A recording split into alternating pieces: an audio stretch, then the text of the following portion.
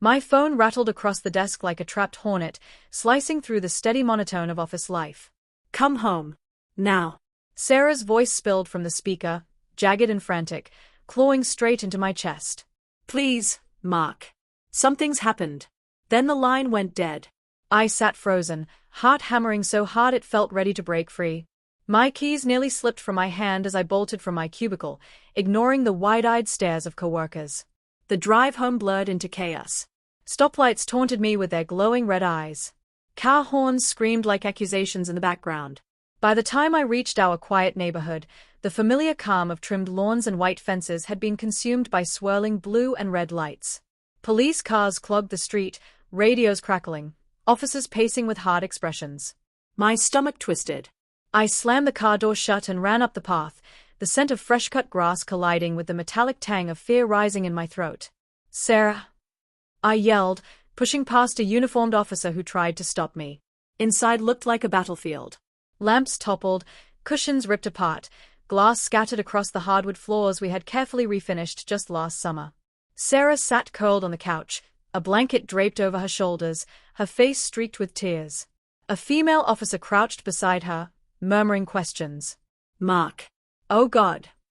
Sarah threw herself into my arms, trembling so violently I could feel it in my bones. She smelled faintly of her lavender shampoo, and something else, unfamiliar, sharp. There was a man, she gasped. He broke in. I fought him off, but he got away. Her voice tumbled out, frantic, her nails digging into my shirt. Detective Reyes, a weathered man with a hard jaw, pulled me aside as paramedics checked Sarah's scratches. Your wife says a man forced his way in around noon, demanded cash. She's shaken up but not seriously hurt. We're dusting for prints. His sharp eyes lingered on me like I was another piece of the mystery. I nodded numbly, but my mind kept spiraling. Lately, Sarah had been different. Meals eaten in silence while she scrolled through her phone. Late nights at her so-called book club, coming home flushed and distracted. I told myself it was stress from work, or maybe the hollow ache of an empty nest now that our son had left for college. Just tired, she would say, flashing me that soft smile I used to believe in. But standing in our ruined living room, doubt slithered through me. Hours dragged on. Officers searched every corner while I paced the kitchen, pouring coffee no one touched, its bitter scent curling upward like unanswered questions.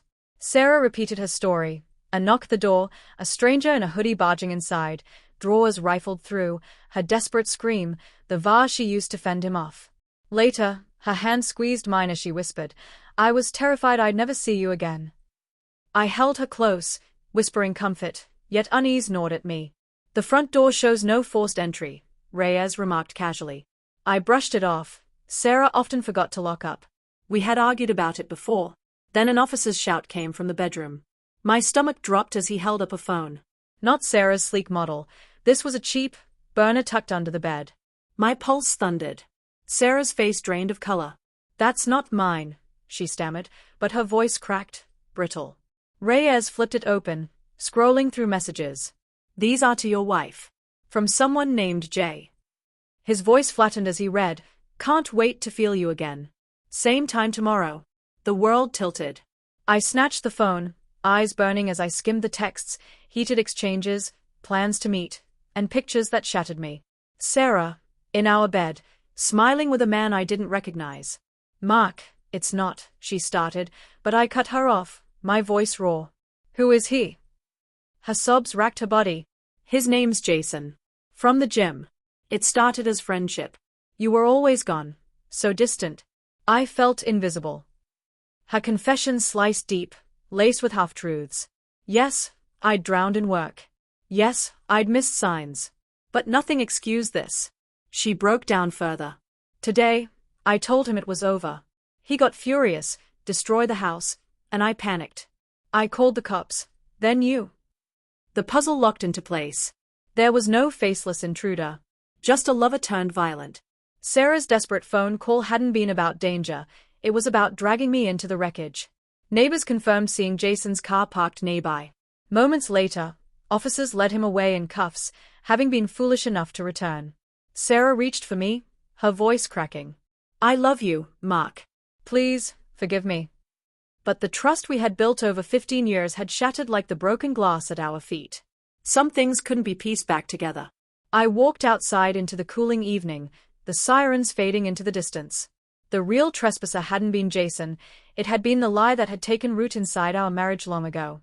Driving away, the silence in the car roared louder than any scream, leaving me utterly, irreversibly alone.